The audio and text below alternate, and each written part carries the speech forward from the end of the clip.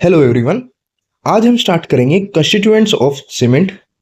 आज हम इसको काफ़ी डिटेल में पढ़ेंगे, तो स्टार्ट करते हैं। So what are the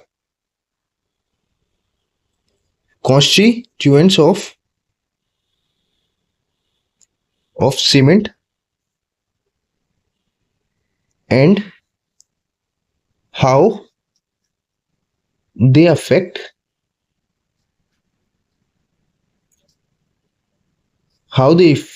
hydration of cement.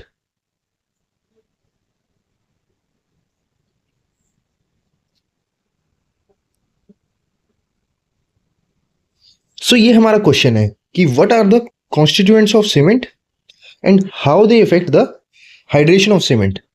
तो स्टार्ट करते हैं। तो सबसे पहले हम स्टार्ट करेंगे कि बेसिक रो कंपाउंड क्या है हमारे सीमेंट के, और वहां से कैसे हमारे कॉन्स्टिट्यूएंट्स निकलते हैं सीमेंट के। तो सबसे पहले लिखते हैं the basic compound of cement are argillaceous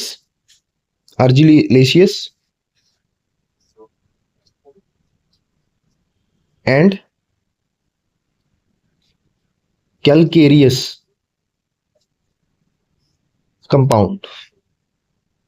तो ये हमारे बेसिक कंपाउंड है। एक है हमारा आर्जिलिशियस और एक है हमारा कैलकेरियस। अब इसमें देखते हैं। सो इन calcareous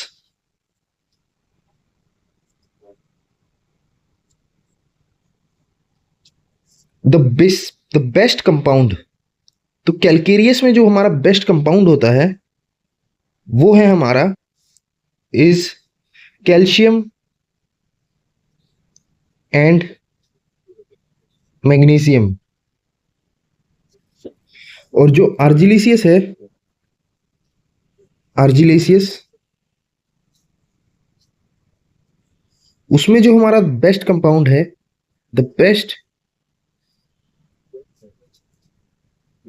compound is silica and alumina.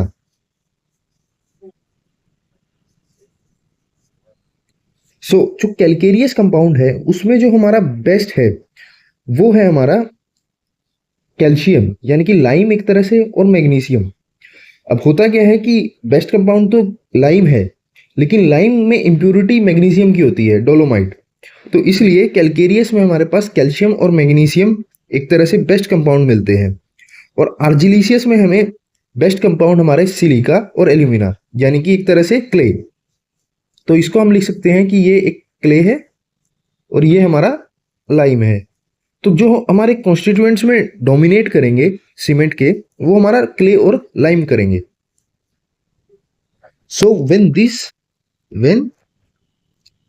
these two compounds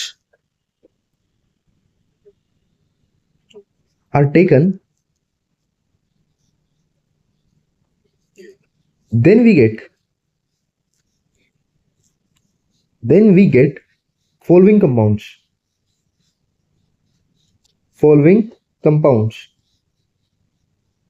अब जब हम इन दोनों को लेते हैं इनकी मिक्सिंग करते हैं, तब हमें काफी सारे कंस्टिट्यूएंट्स हमें मिलते हैं। वो क्या है उनको लिखते हैं। वो पहला है हमारा लाइम। लाइम लिखे, यहां हम लाइमस्टोन लिखे, ठीक है। सेकेंड हमारा है सिलिका, जो हम क्ले लिख सकते हैं जिसको।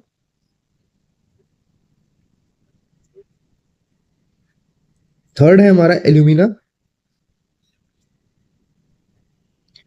जो हमें क्ले से ही मिलेगा, क्ले। फिर नेक्स्ट है हमारा फोर्थ, दैट इज, अब यहां पर हम फिफ्थ को पहले डिस्कस करते हैं, दैट इज आयरन ऑक्साइड।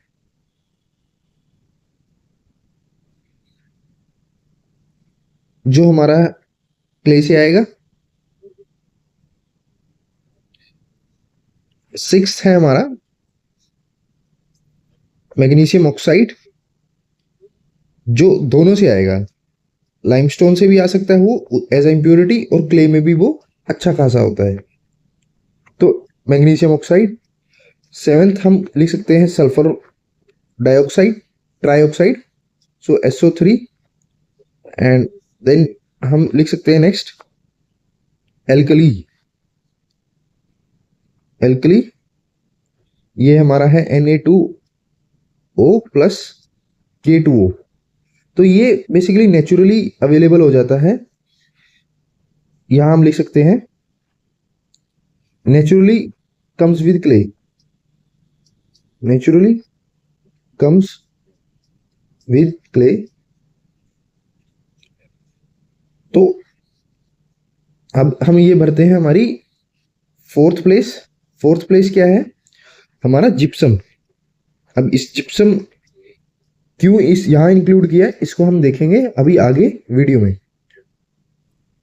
तो अभी तक हुआ क्या कि हमने दो बेसिक कंपाउंड मिलाए, एक था कैलकेरियस जैसे कि लाइमस्टोन, और एक था आर्जिलेशियस जैसे कि क्ले। उन दोनों को हमने मिक्स किया, बर्न किया, तो हमें कुछ कॉन्स्टिट्यूएंट्स मिले जो उनके अंदर थे, जैसे कि lime, silica, alumina, iron oxide, MgO, SO3 और एल्कली। ये जो SO3 एल्कली है ये naturally comes with the clay. अब ये हमने दो कंपाउंड क्यों मिलाए, एक लाइम और एक क्ले, क्यों? सो ये हम लिख सकते हैं कि जो लाइम है वो इन फॉर्म ऑफ लम्प्स होता है, इन फॉर्म ऑफ लम्प्स। सो और लाइम करता क्या है, लाइम करेगा एडहेसिव प्रॉपर्टी देगा, एडहेसिव प्रॉपर्टी।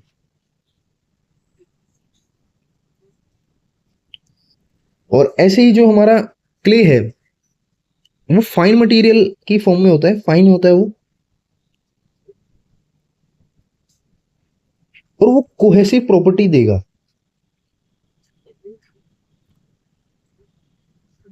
तो मतलब हमने लाइम और क्ले मिलाया, क्यों मिलाया? क्योंकि लाइम हमें कोहेसिव प्रॉपर्टी देगा, लाइम हमें एडहेसिव प्रॉपर्टी देगा और क्ले हमें कोहेसिव प्रॉपर्टी देगा। Clay cohesion, lime adhesion. तो अब इन दोनों को मिलाने से हमें एक सीमेंट कंपाउंड मिलेगा जो बोथ एडहेसिव और कोहेसिव प्रॉपर्टी जिसमें होगी। तो ये थी अभी तक की कहानी, कॉन्स्टिट्यूएंट्स हमारे कैसे आए। अब हम इन कॉन्स्टिट्यूएंट्स को डिटेल में पढ़ेंगे। तो सबसे पहला है हमारा लाइम,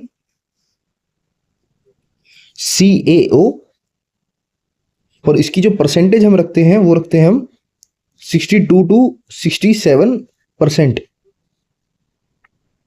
ठीक है, अब हो क्या रहा है देखते हैं। सबसे पहले अब हम लिखेंगे कि लाइम इंपार्ट क्या करेगा सीमेंट में। सो लाइम हमें पता है एडहेसिव प्रॉपर्टी इंपार्ट करेगा। नाउ लाइम इंपार्ट्स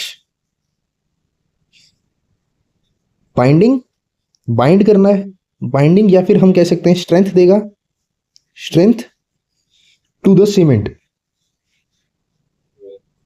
ठीक है, सो हम जो यूज करते हैं वो हम यूज करते हैं limestone. So we are using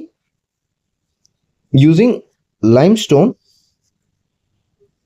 limestone that is CaCO3 as a raw material, as a raw material, जिससे हमें लाइम मिलता है। तो हम लाइमस्टोन को यूज करते हैं जिससे हमें लाइम मिल रहा है, जो कैल्सिनेट होगा in the burning in the rotary kiln, so which will get calcinated in the burning in the rotary kiln। तो हम यूज करते हैं लाइमस्टोन जिससे हमें लाइम मिलता है, और उसको हम यूज कर रहे हैं in the burning process in rotary kiln. अब अगर हमारा लाइम एक्सेस में हो जाए तो क्या नुकसान है?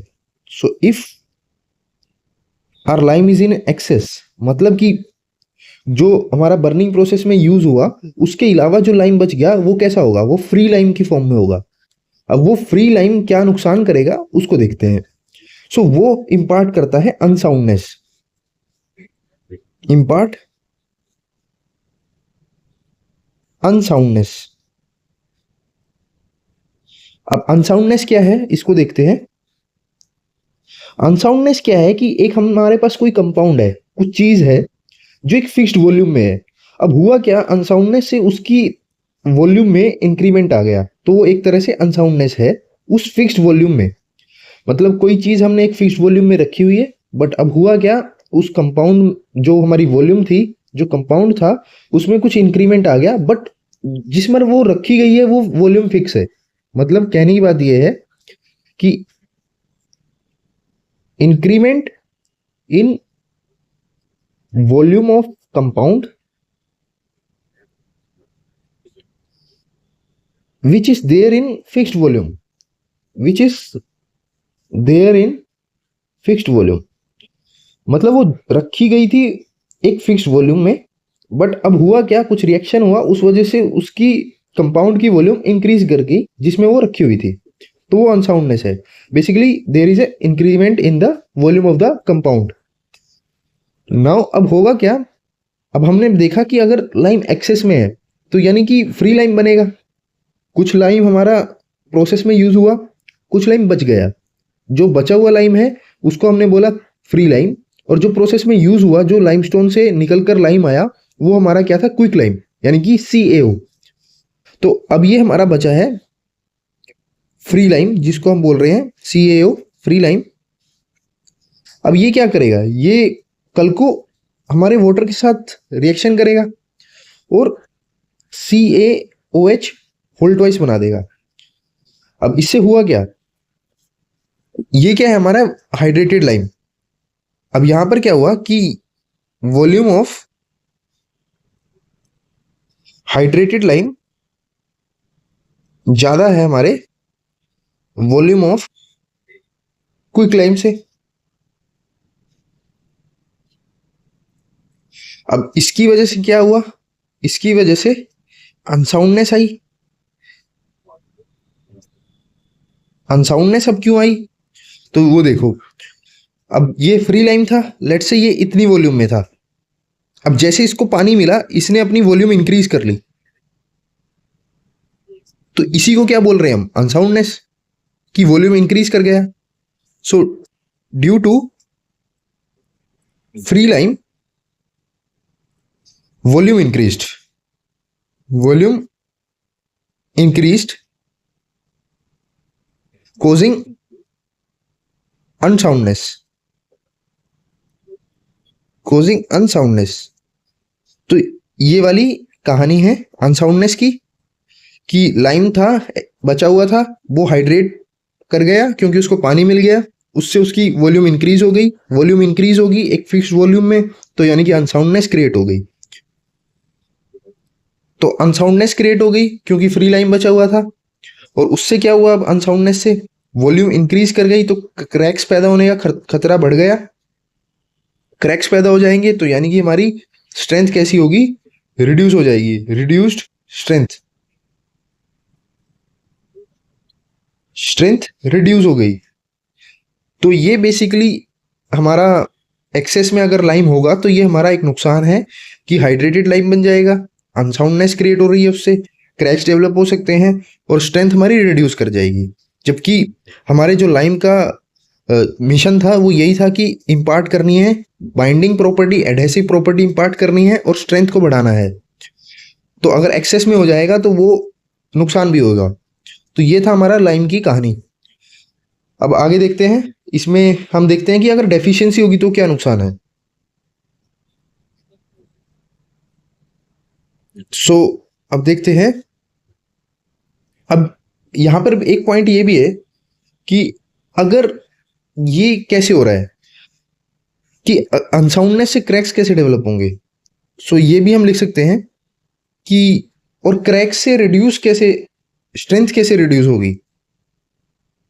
इसको देखिए अगर हम, तो हम यहां बोल सकते हैं कि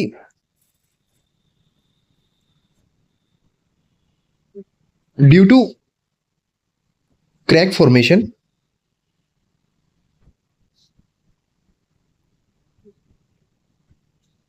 ग्रेन टू ग्रेन ट्रांसफर जो होगा लोडिंग का, वो पॉसिबल नहीं हो पाएगा, क्योंकि बीच में क्रैक्स आ जाएंगे, एयर वॉइड्स आ जाएंगे। तो जो ग्रेन टू ग्रेन ट्रांसफर होगा हमारा, grain to grain transfer is not possible due to air voids या क्रैक्स। सो स्ट्रेस क्या होगा, स्ट्रेस इंक्रीज कर जाएगा और किसी पर्टिकुलर वैल्यू पर वो फेल करा देगा हमारे सीमेंट को। तो ये था हमारा कि अगर जब क्रैक्स डेवलप हो गए तो स्ट्रेंथ कैसे रिड्यूस कर रही है, और अनसाउंडनेस से क्रैक्स कैसे आएंगे, वो यहाँ पर है कि due to free lime volume increase कर गई एक फिक्स्ड वॉल्यूम में, तो वो हमें अनसाउंडनेस क्रिएट कर देगी, और अनसाउंडनेस क्रिएट होगी तो ऑब्वियसली क्रैक्स डेवलप हो जाएंगे। तो ये था हमारा लाइम। अब हम देखते हैं कि अगर ये डेफिशिएंसी में है, लाइम अगर हमने कम यूज किया है, 62% से नीचे रखा, तो क्या होगा। तो डेफिशिएंसी यही है कि स्ट्रेंथ डेवलप ही नहीं होगी। Deficiency not develop strength.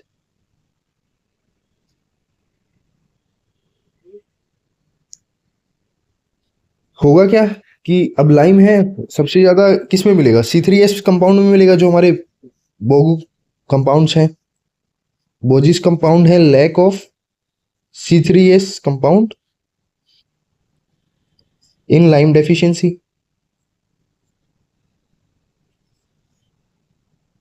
और ये जो C3S कंपाउंड है, मेजरली हम इसी की स्ट्रेंथ पर डिपेंडेंट कर होते हैं, 28 दिन की स्ट्रेंथ यही देता है।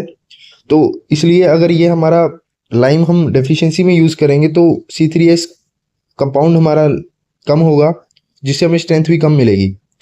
तो ये हमारा डेफिशिएंसी का था। अब हम नेक्स्ट कंपाउंड पे चलते हैं। नेक्स्ट कंपाउंड हमारा है सिलिका। सिलिका को देखते हैं अब हम। तो सिलिका हमारा आएगा क्ले से। तो सिलिका, जिसको हम बोल सकते हैं SiO2, ठीक है। अब सिलिका भी क्या ही करेगा, सिलिका भी तो स्ट्रेंथ ही इम्पार्ट करेगा, मतलब बाइंडिंग इम्पार्ट करेगा। कैसी बाइंडिंग, कोहेसिव बाइंडिंग इम्पार्ट करेगा। सो सिलिका इम्पार्ट बाइंडिंग, या हम कह सकते हैं स्ट्रेंथ टू द सीमेंट। ठीक है, अब अगर ये एक्सेस में होगा तो क्या होगा, एक्सेस। तो अब इसके उससे एक्सेस होने से अनसाउंडनेस आ रही थी लाइम के, और सिलिका के एक्सेस होने से हमारा सेटिंग टाइम बढ़ जाएगा। अब ये कैसे बढ़ रहा है तो वो देखते हैं। हम यहाँ लिख सकते हैं इंक्रीज्ड सेटिंग टाइम, ठीक है। अब देखो सिलिका, सिलिका आ कहाँ से रहा था, सिलिका क्ले से आ रहा था, और क्ले में हमारा अगर एक्सेस होगा, जब वो मिक्स करेगा वाटर के साथ, तो प्लास्टिसिटी भी इंक्रीज होगी। और अगर प्लास्टिसिटी इंक्रीज होती है तो उस प्लास्टिसिटी को रिमूव करने के लिए, क्योंकि प्लास्टिसिटी तो एक तरह से लचीलापन है, अब हमें तो रिजिड मटेरियल चाहिए, अब वो स्टिफ मटेरियल चाहिए। अब वो स्टिफनेस लाने के लिए हमें क्या है, हमें ज़्यादा टाइम चाहिए होगा। तो इसलिए क्ले से, ये सिलिका क्ले से आता है। अब क्ले में प्लास्टिसिटी होती है, तो अगर सिलिका हमारा एक्सेस में हुआ, मतलब क्ले एक्सेस में है एक तरह से, प्लास्टिसिटी ज़्यादा है, प्लास्टिसिटी ज़्यादा है, तो उसको रिमूव करने के लिए, स्टिफनेस लाने के लिए हमें ज़्यादा टाइम लगेगा। तो यानी कि हमारा जो सेटिंग टाइम है, सीमेंट का सेटिंग टाइम है, वो इंक्रीज हो जाएगा। तो हम ये लिख सकते हैं यहाँ पे, so excess of silica means excess of clay in the mix. Clay excess means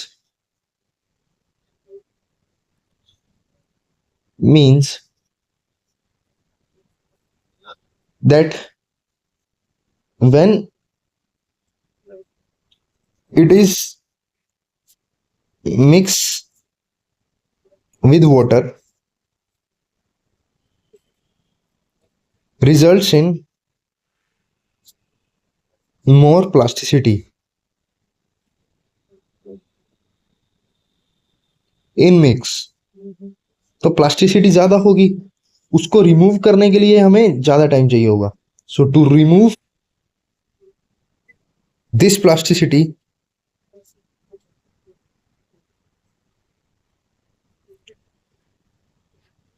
it will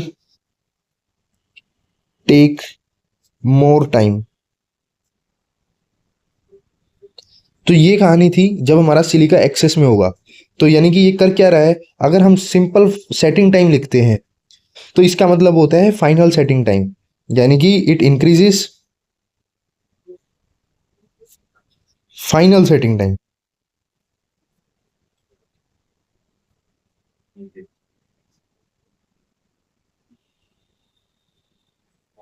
अब हम देखते हैं डेफिशिएंसी।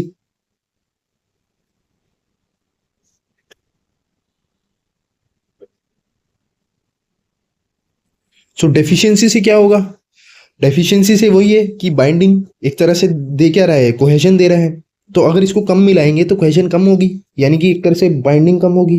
बाइंडिंग कम होगी तो हम कह सकते हैं कि स्ट्रेंथ डेवलपमेंट कम होगी। सो लिख सकते हैं यहां पर reduced strength development. Strength development कम है, यानी कि ये भी लिख सकते हैं हम कि rate of strength development will also reduce. Rate of strength development will also reduce. ठीक है, अब ये कैसे हो रहा है हम देख सकते हैं कि एक चीज ये भी नोट कर सकते हैं कि नोट में यहां लिख सकते हैं, वहां लाइम की वजह से C3S एक्टिव हो रहा था, यहां पर हमारा CTS C2S बोजी कंपाउंड बनता है एक तरह से। C2S क्या है हमारा फर्स्ट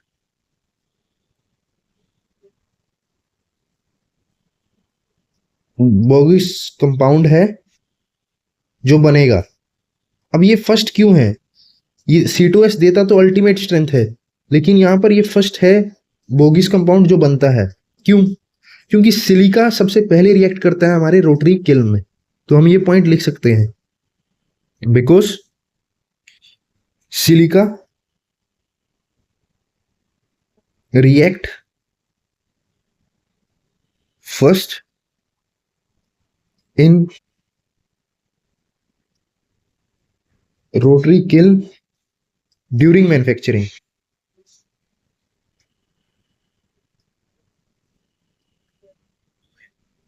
तो ये था हमारा सिलिका। अब हम नेक्स्ट पर चलते हैं, दैट इज एल्यूमिना। तो चलते हैं एल्यूमिनियम की तरफ। तो यहां देखते हैं हम हमारा एल्यूमिना, इसको हम मिलाते हैं कुछ 3 to 8%। ठीक है, अब ये क्या करेगा, एल्यूमिना से हम सब जानते हैं क्विक सेट होगा, फ्लैश सेट होगा। तो वो लिख सकते हैं हम इम्पार्ट्स क्विक सेटिंग, या हम सीधा बोल सकते हैं फ्लैश सेट। ओके, अब एल्यूमिना क्या है, फर्स्ट है जो रिएक्ट करेगा वाइल हाइड्रेशन। अभी हमने ऊपर लिखा था कि सिलिका है फर्स्ट टू रिएक्ट, बट वो कहां पर, ड्यूरिंग मैन्युफैक्चरिंग प्रोसेस। ये कब है, silica reacts first in rotary kiln during manufacturing. ठीक है, सिलिका तब रिएक्ट करता है मैन्युफैक्चरिंग के टाइम पे, लेकिन जब सीमेंट बन चुकी है, बैग में पैक हो चुकी है, उसके बाद हमारा एल्यूमिना फर्स्ट है जो रिएक्ट करेगा जब हम उसमें हाइड्रेशन करेंगे, जब पानी मिलाएंगे। तो alumina is first to react while hydration, while hydration, या हम कह सकते हैं ये क्या है, हमारा क्विक रिएक्टिव है। क्विक रिएक्टिव है तभी तो फ्लैश सेट हो रहा है, क्विक सेटिंग हो रही है इसी की वजह से। अब अगर ये क्विक रिएक्टिव है यानी कि रेट ऑफ हाइड्रेशन भी काफी ज्यादा होगा, मतलब कि ये जल्दी रिएक्ट कर लेगा पानी के साथ। जब ये जल्दी रिएक्ट कर रहा है पानी के साथ यानी कि रेट ऑफ हाइड्रेशन ज्यादा है। तो हम यहां लिख सकते हैं रेट ऑफ हाइड्रेशन ज्यादा होगा, इज वेरी हाई। अब अगर रेट ऑफ हाइड्रेशन ज्यादा है तो मतलब हीट ऑफ हाइड्रेशन भी ज्यादा होगी। जब रिएक्शन हो रहा है तो कुछ ना कुछ हीट रिलीज हो रही है, अब वो हीट जो रिलीज हो रही है वो भी ज्यादा होगी क्योंकि रिएक्शन बहुत जल्दी हो रहा है। तो वो लिख सकते हैं कि हीट ऑफ हाइड्रेशन भी ज्यादा होगी। अब हीट ऑफ हाइड्रेशन ज्यादा होगी तो उसकी वजह से क्या होगा, जो पानी है, जो हमने पानी मिलाया वो इवेपोरेट करेगा क्योंकि उसने हीट रिलीज करी, पानी ने ली और पानी इवेपोरेट कर गया। सो पानी क्या होगा, इवेपोरेट कर जाएगा। अब जब पानी इवेपोरेट कर रहा है तो इससे हमारा नुकसान क्या है, इससे हमारे दो नुकसान है। एक तो है कि प्लास्टिक श्रिंकेज आ जाएगी, प्लास्टिक श्रिंकेज, और दूसरा है हमारा रिड्यूस स्ट्रेंथ डेवलपमेंट।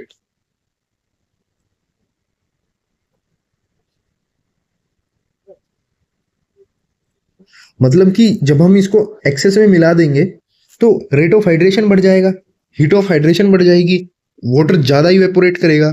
सीमेंट में अगर वाटर ही नहीं रहेगा तो उससे हमारा क्या नुकसान है, प्लास्टिक श्रिंकेज आ सकती है और स्ट्रेंथ रिड्यूस हो जाएगी। अब प्लास्टिक श्रिंकेज क्या है ये, तो इसमें हम लिख सकते हैं कि at plastic stage, at plastic stage that is at initial stage when we just add the water, when we just add the water, volume got reduced, volume got reduced due to excess of alumina। Volume reduce हो रही है plastic stage पे। Plastic stage क्या है, जब हमने जैसे ही initial stage पे पानी मिलाया तो वॉल्यूम रिड्यूस कर गई, उसको हमने बोला है प्लास्टिक श्रिंकेज, प्लास्टिक स्टेज पर श्रिंकेज। और सेकेंड है हमारा कि रिड्यूस स्ट्रेंथ डेवलपमेंट। अब ये है हमारा जब एक्सेस में हो जाएगा एल्यूमिना। अब हम नेक्स्ट पॉइंट जो इसका बेनिफिट है एल्यूमिना का वो है कि it works like flux in rotary kiln. तो ये तो हाइड्रेशन के टाइम था, अब किल में ये कैसे काम कर रहा है, तो it works like flux in rotary kiln। अब ये फ्लक्स क्या है, तो इसमें हम लिख सकते हैं कि एट 1100 डिग्री सेंटीग्रेड एल्यूमिना क्या करता है, एल्यूमिना मेल्ट हो जाता है, alumina get melted. Alumina melt कर गया, उससे क्या हुआ, बर्निंग स्मूथ हुई, बर्निंग स्मूथ हुई। जो सिलिका है और लाइम है, बर्निंग स्मूथ होने की वजह से सिलिका और लाइम ने C2S दिया, गिव्स C2S। तो ये एज अ फ्लक्स काम कर रहा है, दो चीजों को मिलवा रहा है, सिलिका और लाइम को मिलवा रहा है और C2S बनवा रहा है। कब, क्यों, क्योंकि ये मेल्ट कर गया, बर्निंग उससे स्मूथ हुई, और बर्निंग स्मूथ हुई तो सिलिका और लाइम ने C2S अच्छा दिया।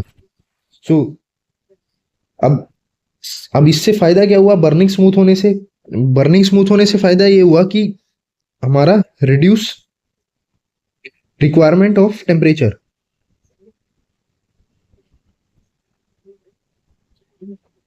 टेम्परेचर टू अचीव पर्टिकुलर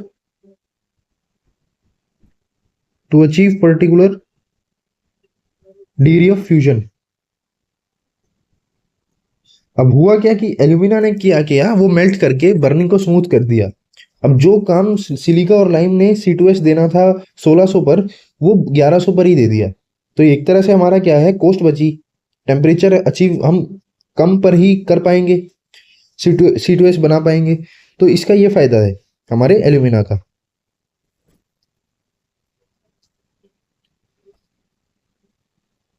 तो ये था हमारा एल्यूमिना। अब हम चलते हैं हमारे फोर्थ पर क्या था, हमने जिप्सम को रखा था। अब हम इस जिप्सम को पढ़ेंगे।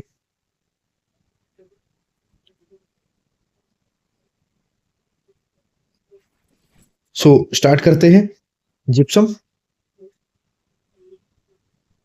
जिप्सम हम मिलाते हैं 3 to 4%।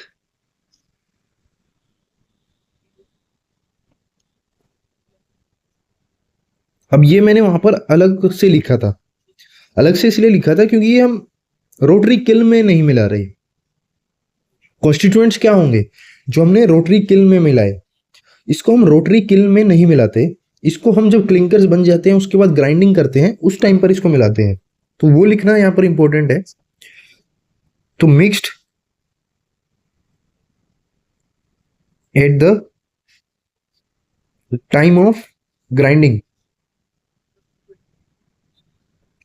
नॉट इन रोटरी किल।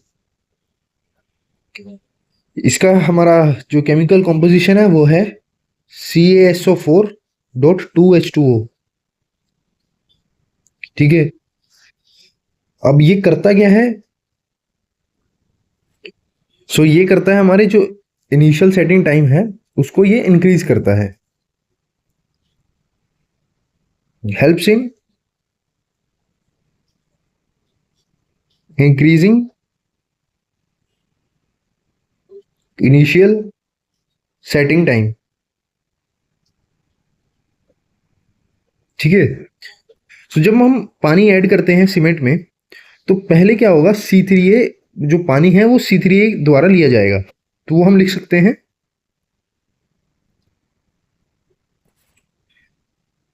अगर एल्यूमिना प्रेजेंट है तो वो जो पानी है वो हमारा एल्यूमिना ले लेगा।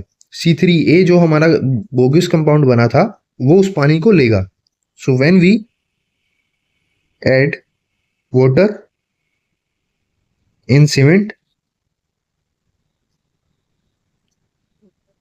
फर्स्ट it will be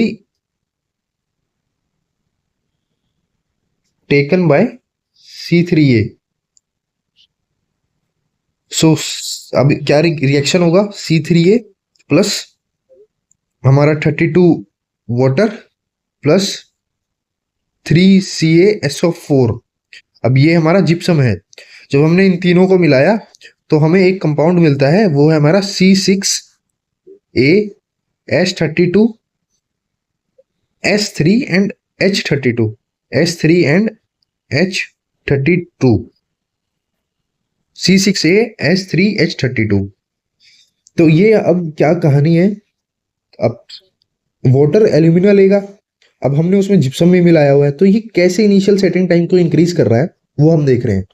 तो हमने होगा क्या, रिएक्शन क्या हो रहा है, एल्यूमिना है C3A प्लस हमने 32 molecules of H and plus CaSO4 यानी कि हमारा ये जो जिप्सम है ये हमें एक कंपाउंड बना के दे देते हैं C6AS3H32 जिसको हम बोलते हैं एट्रिंगाइट, ETTRINGITE।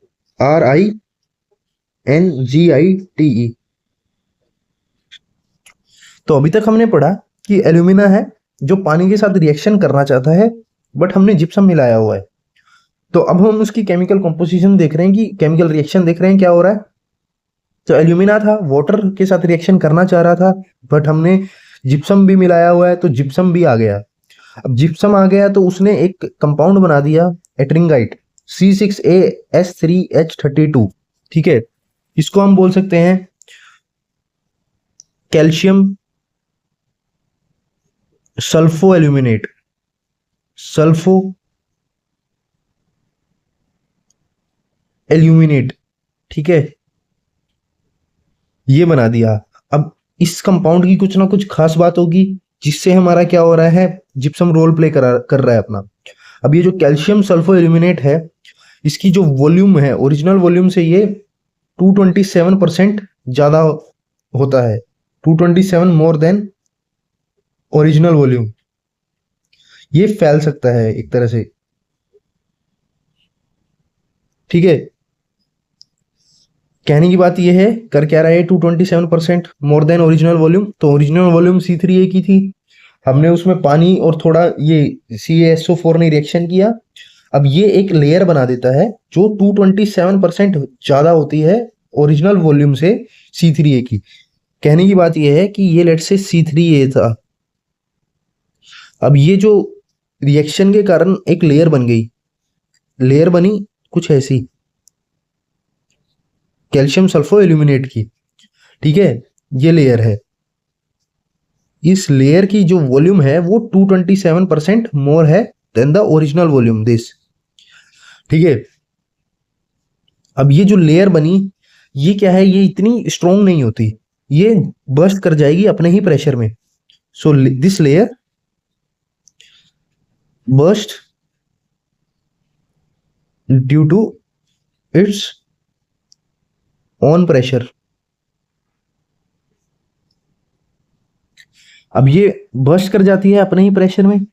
अब इस लेयर ने किया क्या, इस लेयर ने हमारे जो C3A है उसको अनरिएक्टिव कर दिया, उसके आगे एक कवच बना लिया। अब C3A अपना काम परफॉर्म ही नहीं कर पा रहा जो वो करता है क्विक सेटिंग का।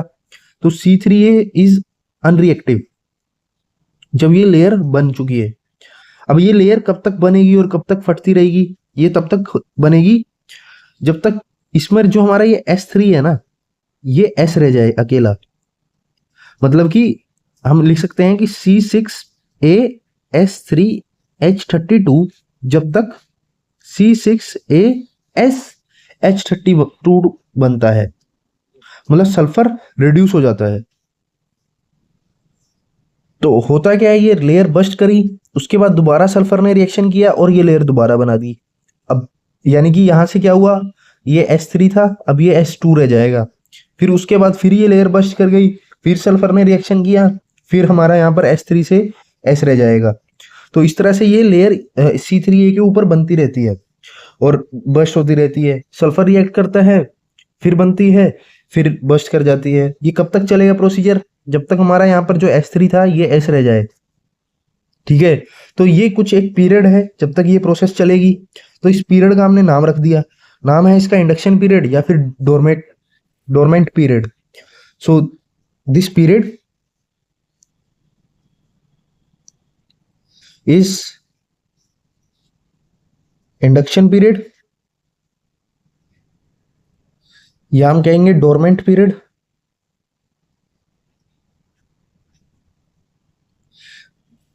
in which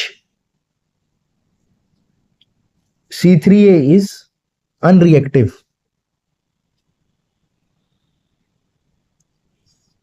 ठीक है, तो ये जो हमारा सल्फर था ये रिएक्ट कर ही जा रहा है, कब तक करेगा। So this S reacts to form layer again।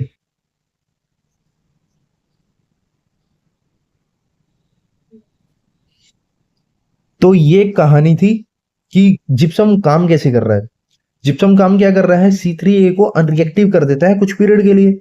इससे क्या होता है, हमारा जो इनिशियल सेटिंग टाइम है वो बढ़ जाता है। तो यही एक प्रोसेस था। अब हम एट्रिंगाइट के बारे में कुछ लिख लेते हैं।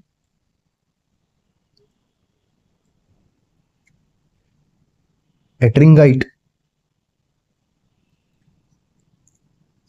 क्या था, ये हमारा C6AS3H32 क्या है, ये इज अ नीडल शेप्ड, ठीक है, water needs energy to diffuse this layer and heat of hydration take place।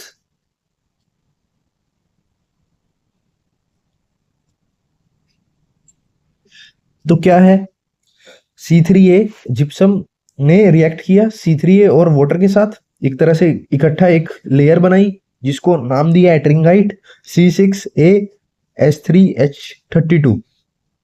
ये क्या है, ये एक कवच बना लेता है C3A के ऊपर और C3A को अनरिएक्टिव कर देता है।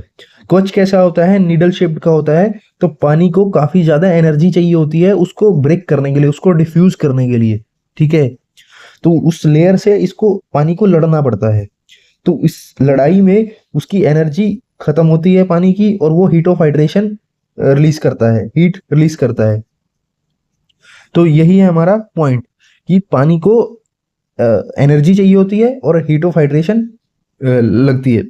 तो हम अब एक ग्राफ बना सकते हैं rate of heat of hydration का, कि कब कितनी हीट ऑफ हाइड्रेशन चाहिए पीरियड के हिसाब से। सो यहां हम लिख सकते हैं rate of heat of hydration, और यहां पर हम पीरियड लिख सकते हैं कि जैसे जैसे टाइम हमारा चल रहा है कैसे काम हो रहा है।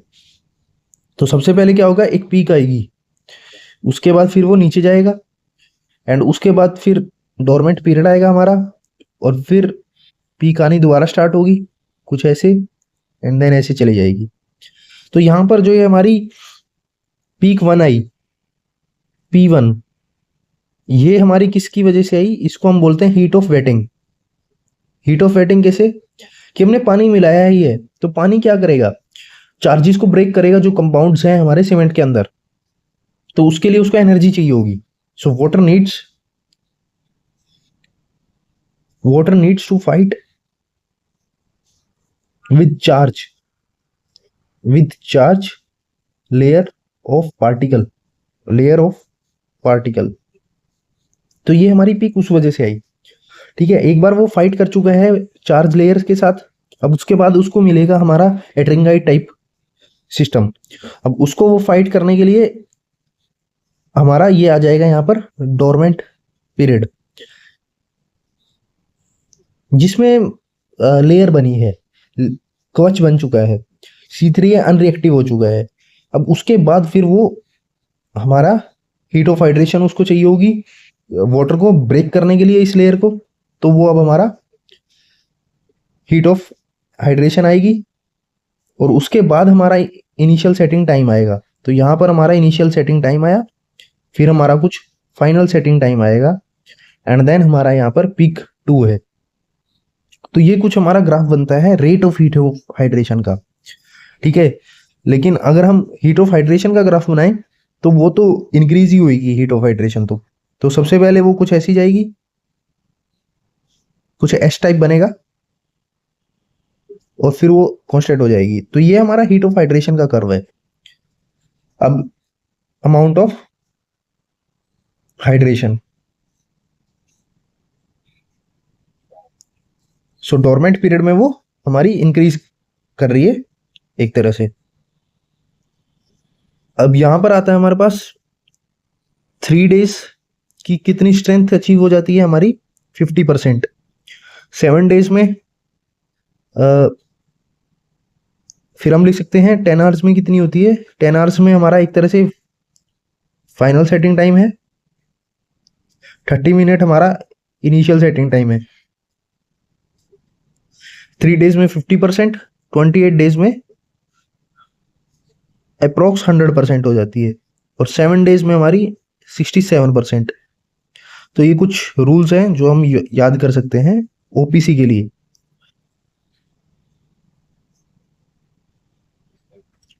अब अगर हम जिप्सम और ज्यादा ऐड करते हैं तो उससे क्या होगा, ये हमारा डोरमेंट पीरियड इंक्रीज कर जाएगा, increases when we add more gypsum. तो ये कहानी थी हमारे जिप्सम की। अब हम चलते हैं हमारे 5th पर, that is iron oxide. So next है हमारा Fe2O3, ये भी हम रखते हैं 3 to 4%। एंड हम यहाँ पर डिस्कस कर सकते हैं मैग्नीशियम ऑक्साइड को भी, जो हम 5 to 6% से ज्यादा नहीं रखते। तो अब ये करते क्या हैं दोनों, Fe2O3 impart strength, hardness, and color to cement. MgO impart strength, hardness, and yellow tinge.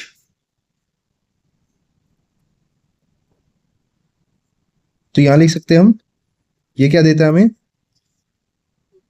Yellow tinge, हल्का सा येलो टिंज देगा। अब बोथ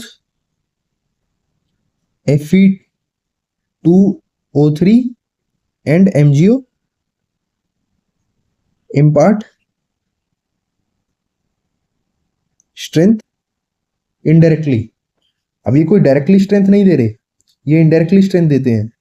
जस्ट ये क्या करते हैं, हेल्प करते हैं in fusion, helps in fusion of lime and silica. Lime and silica की फ्यूजन में हेल्प करते हैं, जिससे हमें बोजिस कंपाउंड मिलते हैं और जिससे स्ट्रेंथ मिलती है। अगर हम इनको एब्सेंट कर दें, and if these are absent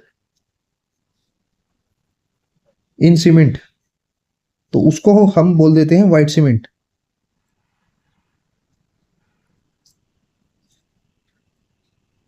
अब व्हाइट सीमेंट की क्या होती है, स्ट्रेंथ कम होती है। स्ट्रेंथ कम क्यों होती है, क्योंकि अच्छे से C2S C3S डेवलप ही नहीं हुए, और C2S C3S ही क्या करते हैं, हमें स्ट्रेंथ देते हैं। तो वो अच्छे से डेवलप ही नहीं हो पाए, क्योंकि उसमें Fe2O3 और MgO ही नहीं था, तो इसलिए वो अच्छे से डेवलप नहीं कर पाए, तो उसमें परसेंटेज भी उनकी कम रहती है, तो हेंस इम्पार्ट्स लेस स्ट्रेंथ।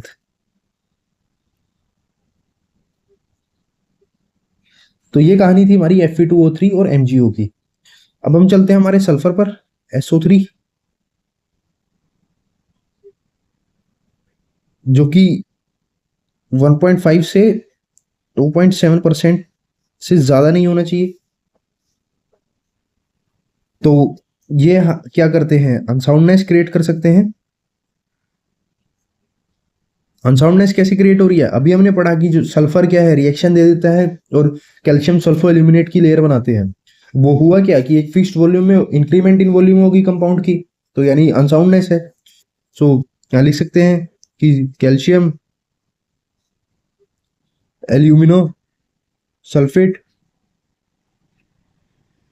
ठीक है, डिले सेटिंग करा रहे हैं, ये हेल्प करा रहे हैं डिले सेटिंग में, फोल सेट। तो उससे क्या होगा, डिले स्ट्रेंथ भी होगी। अगर हम सेटिंग ही लेट करा रहे हैं तो स्ट्रेंथ भी लेट ही आएगी।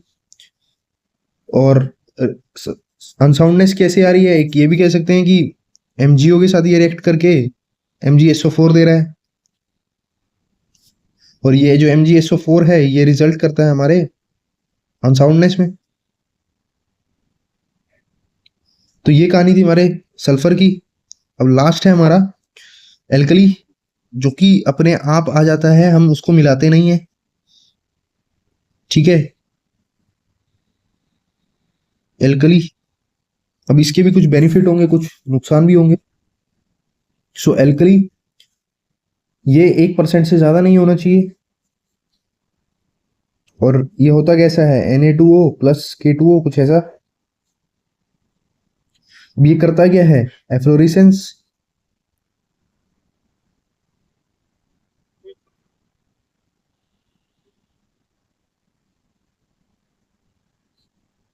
या हम कह सकते हैं व्हाइट पैचेस। अब ये व्हाइट पैचेस आते कब हैं, तो ये तब नहीं आएंगे जब ये डिजोल्व फॉर्म में है। Till they are in till they are in dissolve form, पानी में है, तब कोई दिक्कत नहीं है, इन वाटर। लेकिन जब, तो कुछ होगा नहीं, नथिंग हैपन। पानी में है, डिजोल्व फॉर्म में है, कुछ नहीं होगा। But once water is evaporated, heat of hydration बढ़ चुकी है, वाटर इवेपोरेट कर चुका है। Once water is evaporated they show white patches, they show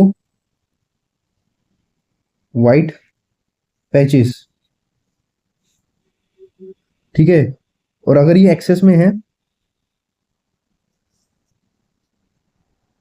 ये अगर एक्सेस में है तो क्या होगा, तो हमारा ये इंपार्ट करेंगे एल्कली एग्रीगेट रिएक्शन। अब ये क्या होता है, AAR एल्कली एग्रीगेट रिएक्शन। तो एग्रीगेट में क्या होते हैं, स्मॉल पोर्स होते हैं। लेट्स से ये हमारा एग्रीगेट है, इसमें क्या होगा, यहाँ स्मॉल पोर्स होंगे। तो एल्कली क्या करेगा, यहाँ रिएक्शन करेगा, small pores in aggregate.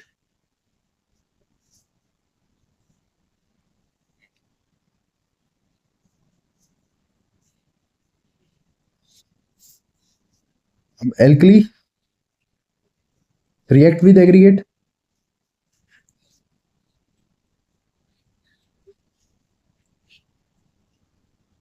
Swelling हो जाएगी, स्वेलिंग अकर्स, विच इम्पार्ट अनसाउंडनेस।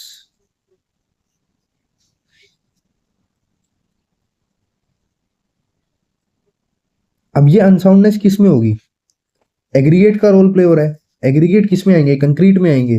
तो ये अनसाउंडनेस आएगी हमारी कंक्रीट में या एग्रीगेट में, ना कि सीमेंट में, ठीक है। तो एल्कली किस चीज के लिए रिस्पॉन्सिबल होता है, अनसाउंडनेस इन कंक्रीट या एग्रीगेट, नॉट इन सीमेंट। तो इसलिए इसको हम बोलते भी क्या है, cancer of cement, no cancer of concrete, cancer of not cement concrete, of concrete, ठीक है। तो ये कहानी थी हमारी एल्कली की, और यहां पर हमने हमारे सारे कॉन्स्टिट्यूएंट्स को पढ़ लिया, उनके बेसिक रॉ मटेरियल को भी पढ़ लिया, और जिप्सम क्या रोल प्ले करता है हमने उसको भी पढ़ा। तो ये थी हमारी पूरी कहानी कॉन्स्टिट्यूएंट्स ऑफ सीमेंट की।